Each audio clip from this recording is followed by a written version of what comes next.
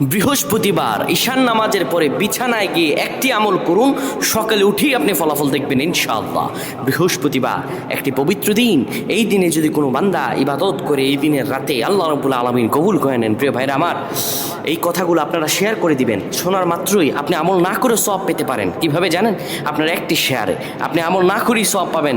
আপনার একটি শেয়ারে যদি অন্য ভাই আমল করে তার সমপরিমাণ সওয়াব আপনি পেয়ে যাবেন। রাসূল সাল্লাল্লাহু আলাইহি সাল্লাম বলেন, বাল্লিগু আন্নী ওয়ালাউ আয়া, আমার পক্ষ থেকে একটি আয়াত, একটি হাদিস যদি তোমার কাছে পৌঁছে, তুমি এটি অন্যের কাছে পৌঁছে দাও। সুবহানাল্লাহ। বৃহস্পতিবার যখন হয়ে যায়, দিন গিয়ে যখন রাত আসে, ওই রাতটা বৃহস্পতিবারের নয়, আরবি নিয়মে রাত আসে আগে, দিন আসে পরে। রাত গভীর হয়ে যাওয়ার পরে কোনো বান্দা যদি ঈশানের সালাত আদায় করে একটা পবিত্র বিছানায় যখন যাবেন আপনি, ওই বিছানাটা যেন পাক ও পবিত্র হয়। ওই বিছানায় আপনি সুন্দরভাবে বসে যাবেন। তারপরে বসে যাওয়ার পরে আপনি দোয়া পড়তে থাকবেন, আর রহমান আর রহমান 7 বার পড়বেন। এরপরে পড়বেন আল্লাহুম্মা বিইসমিকা আমুতু ওয়া আহইয়া, ঘুমানোর দোয়া পড়বেন।